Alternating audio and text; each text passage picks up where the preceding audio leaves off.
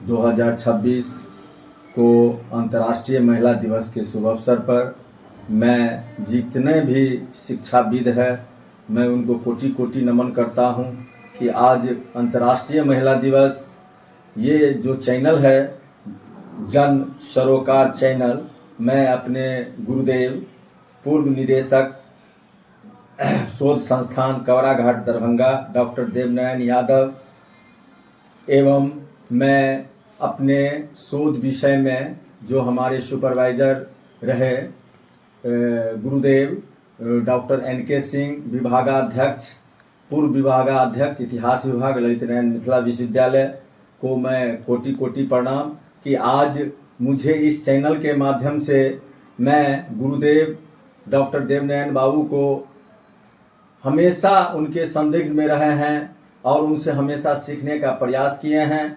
उन्होंने भी बराबर इस चैनल के माध्यम से हमको जन सरोकार जो चैनल है उसमें जोड़ने का काम किए। इतना ही नहीं, उन्होंने देव शोध प्रभा जो संपादक मंडल है उसमें मुझे सदस्य के रूप में भी चयनित किया। मैं उसके लिए सर को कोटि कोटि धन्यवाद देता हूं कि यह अपने इस दलित छात्र जो शोधप्रज्ञ रहे ललित नारायण मिथिला विश्वविद्यालय में, मैं 2012 में 3 अक्टूबर 2012 को महामहिम पूर्व राष्ट्रपति जो उस वर्तमान भारत के राष्ट्रपति हुआ करते थे डॉक्टर प्रणब मुखर्जी, मैं उनसे जो है उपाधि प्राप्त किया। मेरा शोध का विषय रहा है 20वीं सदी के उत्तरार्ध में दलितों के सामाजिक उत्थान। और आज मुझे 8 मार्च को याद कर रहा हूँ अंतर्राष्ट्रीय महिला दिवस के। कहा गया है कि 2025 में IWD 2025 यानी कार्रवाई में तेजी लाए, उसका एक जो है थीम था अंतर्राष्ट्रीय महिला दिवस में कि कहा गया है कि विश्व आर्थिक मंच के अनुसार वर्तमान प्रगति दर को देखते हुए पूर्ण लैंगिक समानता प्राप्त करने में 2158 तक समय लगेगा। लैंगिक समानता 8 मार्च को जो अंतर्राष्ट्रीय महिला दिवस है उसमें लैंगिक समानता, प्रजनन अधिकार और महिलाओं को विरुद्ध हिंसा से दुर्व्यवहार जैसा मुद्दों पर ध्यान केंद्रित करता है। सशक्त महिला सशक्त समाज का आधार।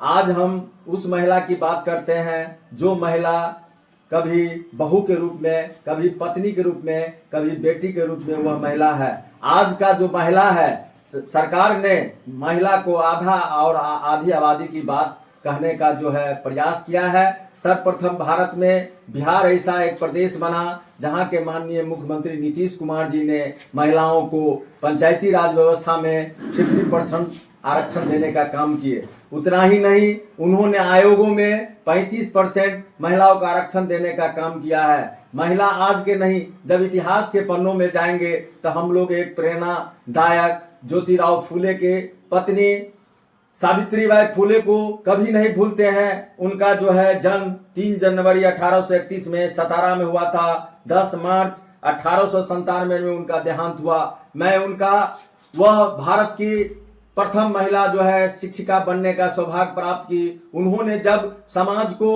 शिक्षा से जोड़ने का जब प्रयास की तो वह एक जो है अपने घर से थोड़ा दूर जाके एक मोहल्ला में वह जाती थी शिक्षा प्रदान करने के लिए। और जब वह जाती थी तो अपने झोला में एक जो है अतिरिक्त साड़ी लिया करती थी, क्योंकि मोहल्ला में जितने भी लोग पहले अशिक्षित लोग थे उस शिक्षा को नहीं जानते थे, लेकिन उसके साथ दुर्व्यवहार किया जाता था। उसको गोबर जैसे मिट्टी जैसे शरीर पर फेंका जाता था और वह जाके वहां बदल लेती थी, लेकिन वह धैर्य रखी। आगे चलकर आज जो है सावित्रीबाई फूले को सबसे पहले हम भारत में लोग सरस्वती पूजा जरूर करते हैं, लेकिन सरस्वती पूजा योग सावित्रीबाई फूले है, जिससे हमको प्रेरणा लेने की जरूरत है।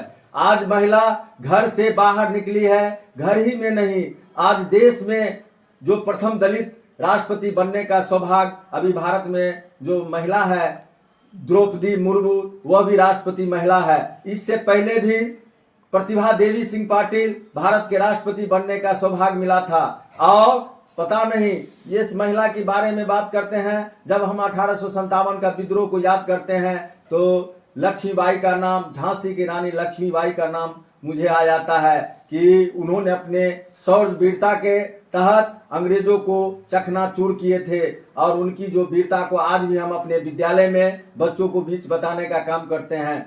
महिला को सशक्त होना जरूरी है। कहा गया है कि महिला का भूमिका संघर्ष और सफलता को दर्शाता है। जब महिला घर में पढ़ी लिखी होगी तो आने वाला जो हमारा जनरेशन है वह सुदृढ़ और उन्नति होगा। इसलिए महिला का मान सम्मान होना चाहिए। महिला के लिए बहुत सारे आंदोलन चले, लेकिन आज भी महिला जो है 100% का जो साक्षरता दर है वह महिला का बढ़ी है। उसके लिए बिहार में भी बहुत सारे योजनाएं चल रही है। विद्यालय से लेके यूनिवर्सिटी तक बहुत सारे महिलाओं के लिए जो बालिका प्रोत्साहन राशि है वह दी जाती है।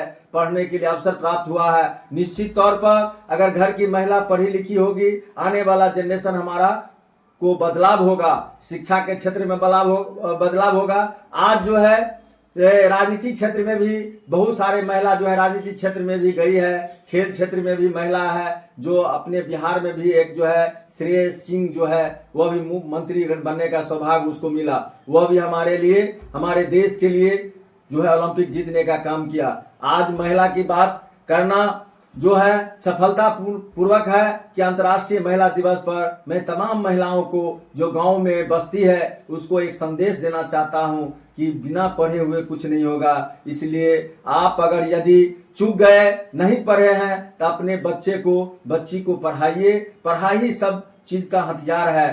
कहा गया है जो अपने दुखों से मुक्ति चाहिए उसे पहले लड़ना होगा। जो पहले लड़ेगा उसको पहले पढ़ना होगा। बिना पढ़े हुए अगर युद्ध मैदान में जाते हैं तो हार निश्चित है। इसलिए मैं तमाम विद्वजन से अनुरोध करता हूं कि अंतर्राष्ट्रीय महिला दिवस के अवसर पर सभी को, पूरे देशवासियों को मेरे तरफ से हार्दिक अभिनंदन। और निश्चित तौर पर महिलाओं के साथ जो अत्याचार हो रहा है उसको रोका जाए, सशक्त बनाया जाए, महिला थाना स्पेशल बनाया जाए, महिलाओं को प्रशिक्षण दिया जाए। जो बालिका जो 9, 10, 12 में बचिया है उसके लिए स्पेशल कराटे का वर्ग जो है कक्ष होना चाहिए। उसको उस क्षेत्र में भी भेजाना चाहिए। महिलाओं को सेना में भी भागीदारी होनी चाहिए। जिस तरह से बिहार पुलिस में और BS इसमें जो उसको प्राप्त है, जो रिजर्वेशन प्राप्त है उसको बढ़ावा देनी चाहिए। महिला को अग्रसर होना चाहिए। अगर महिला घर में पढ़ी लिखी रहेगी तो हमारे जो बच्चे हैं, आने वाला जो भविष्य है वह निश्चित तौर पर उसका बदलाव होगा। चाचा नेहरू ने बताए थे, बाल अधिकार के बात में बताए थे कि आज के बच्चे कल का भारत बनाएंगे। उन्हें जिस तरह से पाला जाएगा वही देश का भविष्य होगा। कहा गया पंडित नेहरू जो बाल दिवस 14 नवंबर को हम लोग धूमधाम से बच्चों को से करवाते हैं और हम लोग मनाते भी हैं और बच्चों को कहते हैं कि बाल दिवस जो है उसको याद रखना है कि चाचा नेहरू कितने बच्चे से लाड़ प्यार करते थे। इसलिए आज महिला दिवस में मैं तमाम जितने भी विद्वजन हैं, जितने भी विद्वान हैं, उनको निश्चित तौर पर मैं एक संदेश दे रहा हूं कि कम से कम महिलाओं का जो हक और अधिकार है उसको मिलना चाहिए। वो पार्लियामेंट में हो, पंचायती राज व्यवस्था में है ही, विधान परिषद में हो, विधानसभा में हो और लोकसभा में हो, महिला को निश्चित रूप से आगे बढ़ना चाहिए। जब महिला आगे बढ़ेगी निश्चित तौर पर आने वाला हमारा जनरेशन विकसित होगा। और मैं जो सपना देख रहा हूं कि आने वाला समय में हमारे देश में जो प्रतिशत है महिला का वह बढ़ेगा ही।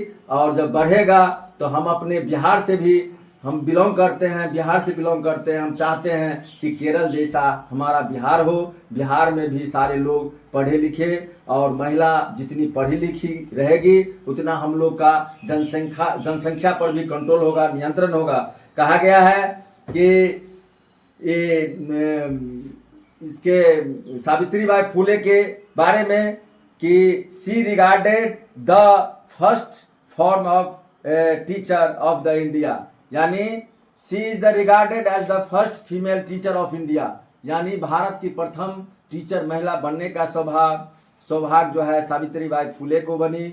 मैं उसको कोटि कोटि नमन करता हूँ। और 3 जनवरी को हम लोग धूमधाम से उनके जन्मदिन को भी मनाते हैं और मनाते रहेंगे। इसी के साथ मैं जन सरोकार चैनल के जो निर्माता है मैं उनको कोटि कोटि नमन करता हूं कि कम से कम इस जन सरोकार चैनल के माध्यम से जितने भी हमारे बुद्धजन विद्वान जन है, जितने भी हमारे गुरुदेव है, उसको संदेश मिलना चाहिए। और ये 8 मार्च को याद रखना चाहिए कि अंतर्राष्ट्रीय महिला दिवस है। महिला को जागरूक करना है, गांव-गांव में जाकर इस दिवस के बारे में बताना है कि महिला दिवस क्यों मनाना जाना चाहिए और महिलाओं को अग्रसर कैसे होना चाहिए। सभी जो योजनाएं चल रही है सरकार का, जो लाभांश वाला योजनाएं चल रही है, उसमें सभी महिलाओं को जोड़ना है। जो हमारी गरीबी है उससे उबारा होगा। इसी बिंदु से मैं अपना वाणी को आज विराम देता हूं। इसलिए मेरा नाम डॉक्टर छोटेलाल पासवान, पूर्व शोध प्रग छात्र ललित नारायण मिथिला विश्वविद्यालय इतिहास विभाग। धन्यवाद।